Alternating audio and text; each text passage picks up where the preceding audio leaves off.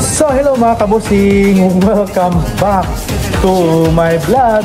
So for today's video ngayon mga kabusing, ang pag-uusapan natin ngayon ay ang Mr. International Thailand 2025 na kung saan ginanap na nga ang kanilang swimsuit competition Sand and Fire nga kagabi mga kabusing.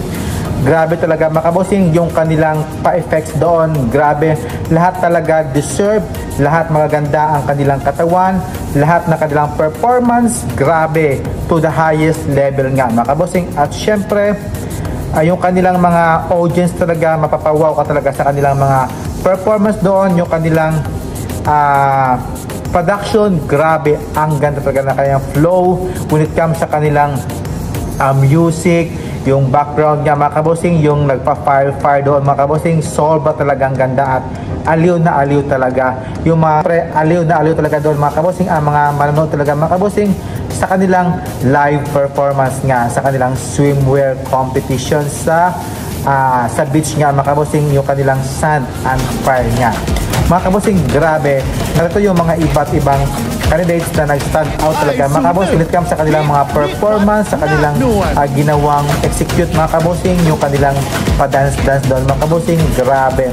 Lahat talaga deserving talaga makakuha ng corona at deserve talagang manalo. Walang tapon talaga mga kabusing, yung kanilang mga katawan pa lang, grabe no.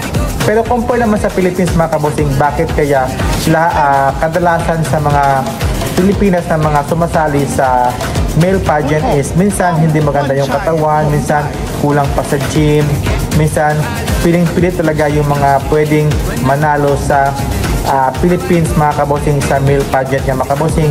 Compare dito sa Thailand, grabe talaga mga kabosing yung pukpukan talaga yung kanilang gym, yung kanilang pagandahan ng katawan.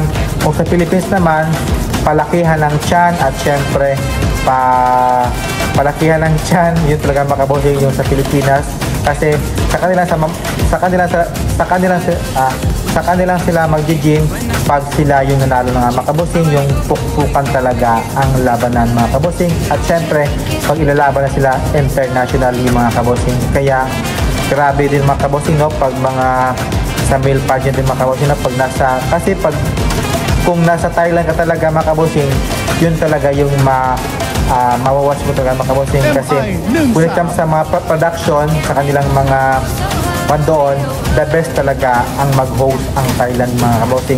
May pa eksena doon, eksena dito, kaya piling-pilit talaga. Kung sa Pilipinas naman, very low-key yung kanilang mga production, yung kanilang mga activities, hindi masyadong napag-uusapan compare sa Thailand. Grabe talaga mga kabosing yung mga handler doon, yung management ng mga organization,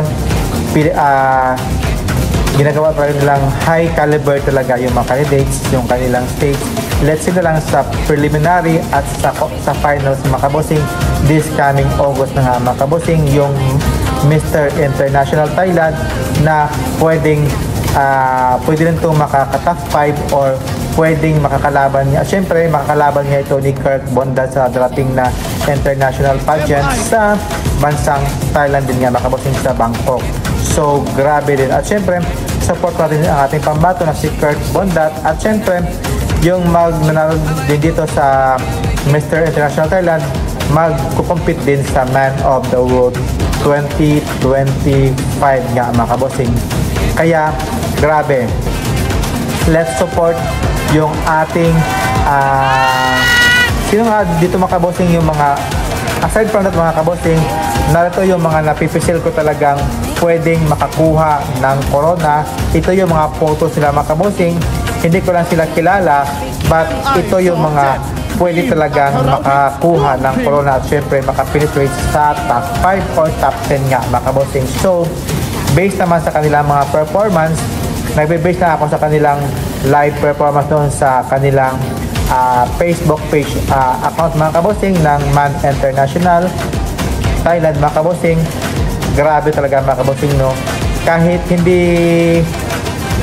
yun na talaga yung kanilang mga activities doon, yung sa swimwear kagabi, grabe, mapapa-enjoy ka talaga sa kanilang mga performance At sa kanilang galawan nga mga kabosing, may pa-dance-dance pa nga doon yung mga ibang karisma mga kabosing kaya ayan, grabe. Kaya kahit sino lang dyan yung manalo, at least may represent ng Thailand yung kanilang country. At syempre alam natin na pag Thailand talaga, sobrang lakas talaga, ang ganda ng katawan, yung kanilang mga charisma, yung kanyang face value rin mga kabosing. Kaya thank you for watching mga kabosing, and maraming salamat. Thank you for watching and have a nice day po. God bless. Sawadee kap and kapong kap po. Shukran. God bless. Subscribe this.